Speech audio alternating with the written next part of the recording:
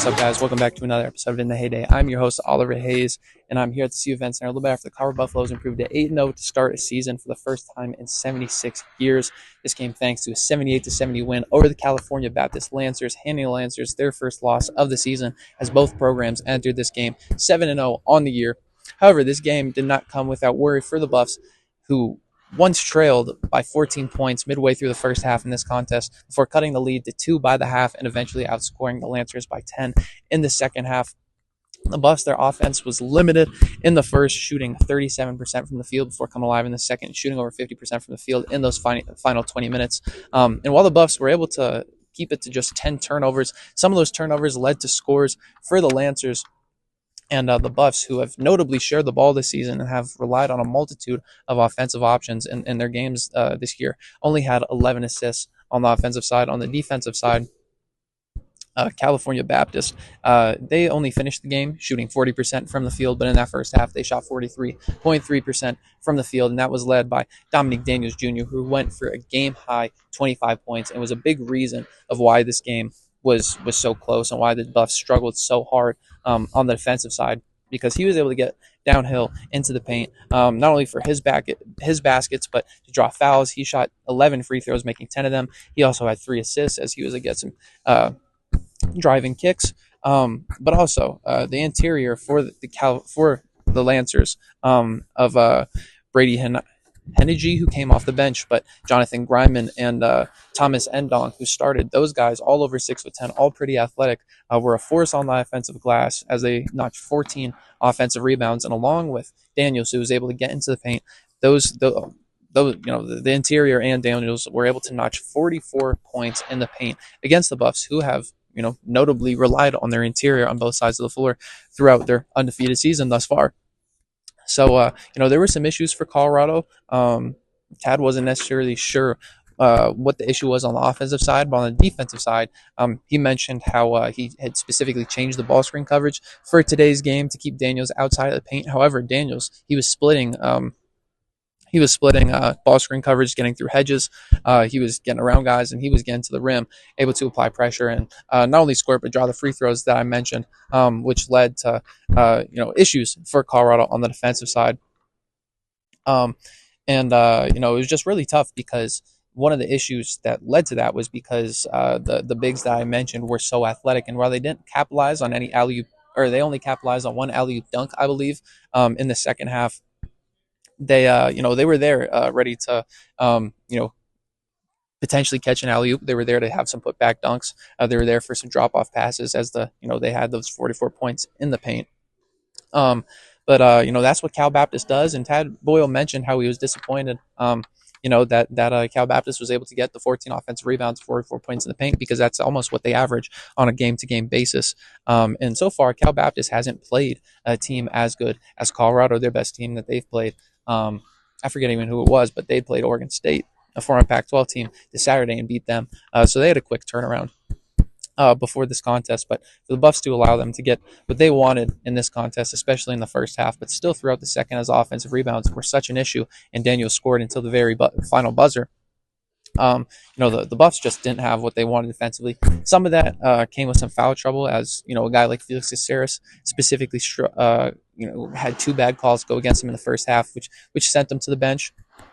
But yeah, it was just, I guess the ball screen coverage was the big thing that that led to the defensive struggles. But even when Daniels was able to get downhill, it was not only the fact that he scored and got to the line, but whenever he was missed, those offensive rebounds were there for the taking for the big guys like Griman and Endong and Hennigy for California Baptist. But then they only shot 2 of 13 from the 3-point line. Cal Baptist doesn't take a lot of threes. They look to get downhill, which is why CU is trying to get Daniels out of the paint and keeping them from getting to the interior. Tad wanted CU to force some of the non-shooting bigs to shoot some threes in this contest, but ultimately Colorado just wasn't able to live up to the scouting report that they had specifically on the defensive end due to those reasons. And another thing was also the fact that California Baptist was able to push the pace at times, which CU wants to limit. They've highlighted how communication has led to issues with their transition defense throughout this year. So Tad said this was a step back tonight, especially on the defensive end, especially on the glass. But looking at the offense, even though it came alive in the second half and shot 53.8% from the field, was able to oh god, I'd have to do some math to see how they salvaged their 3-point numbers. If they started 0-7 from 3-point line and finished 6 of 16, that means that they went 6 of 9 to from the arc.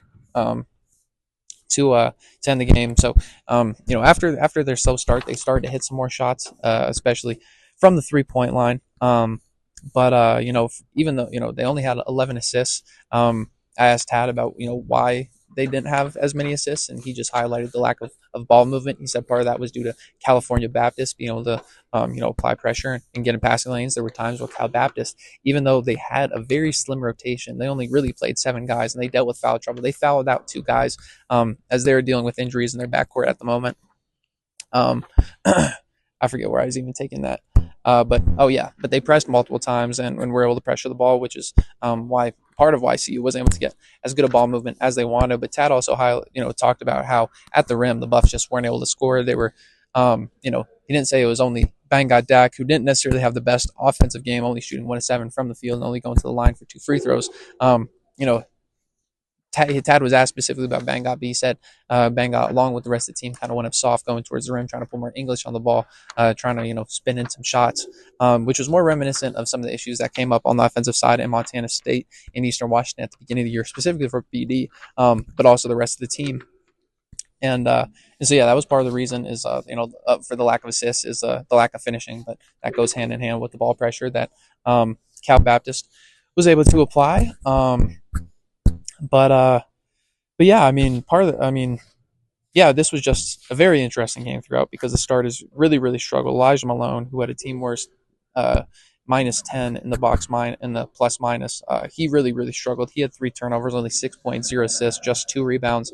Banggot Dak, like I said, he only had the 1 of 7 shooting from the field, and that is not only due to getting in the passing lanes and the tough finish, not lack of finishing for CU, but due to Grime and Hennigy and Endonk, who were definitely factors on the defensive side, especially with how athletic they were and able to take away some of those oops that Colorado was able to capitalize on with Banggot Dak and Barrington Hargress against San Francisco and Washington.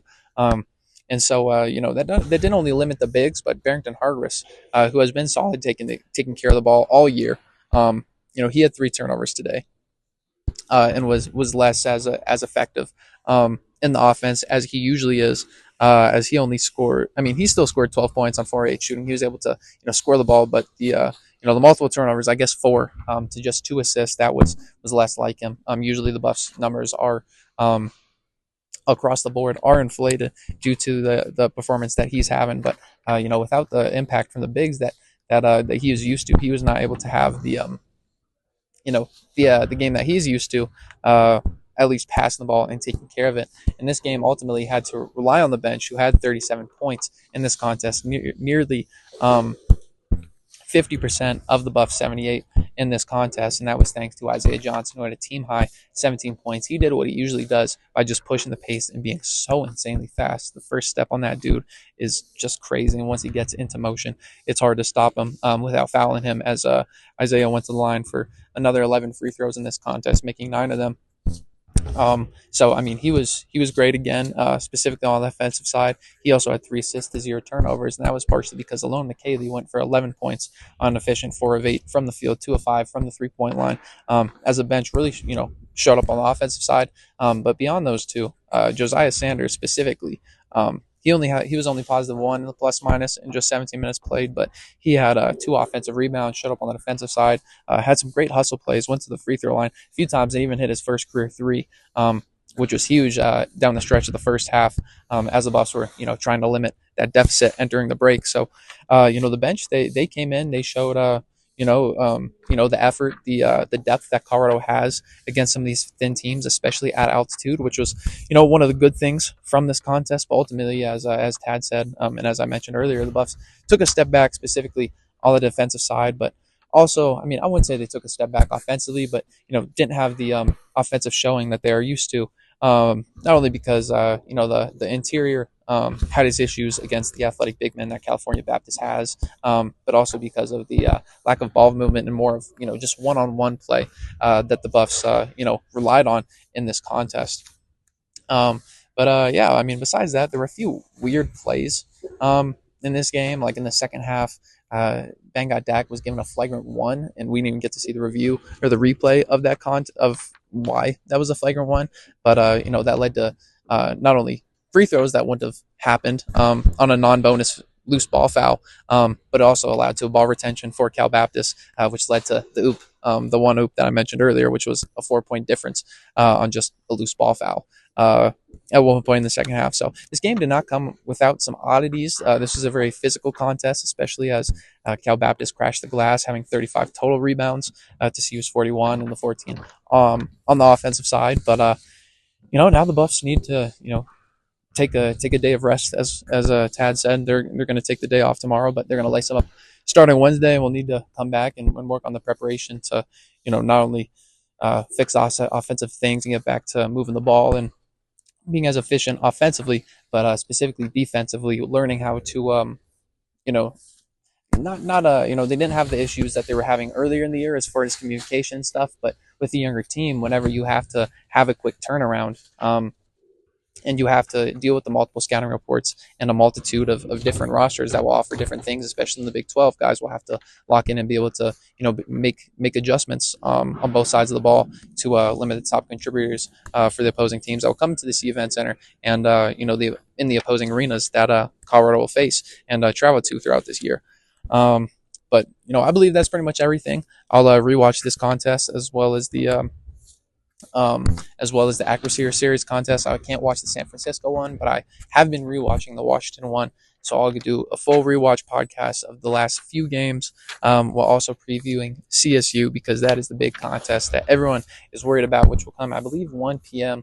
On Saturday. I forget what the TV network is for that broadcast, but Saturday 1 p.m. at Moby Arena. The Buffs will be looking to travel there and not get revenge because they got the win last year against CSU here at the Event Center, but get revenge on the road, because the last time the Buffs traveled to Moby, they took a loss in a very exciting fashion as Cody Williams and KJ Simpson had fantastic second halves 2 years ago against CSU, but ultimately came in a loss at Moby Arena in the 2023-2024 season. So it should be a fun one in Colorado State. I can't wait to preview that one along with the rewatches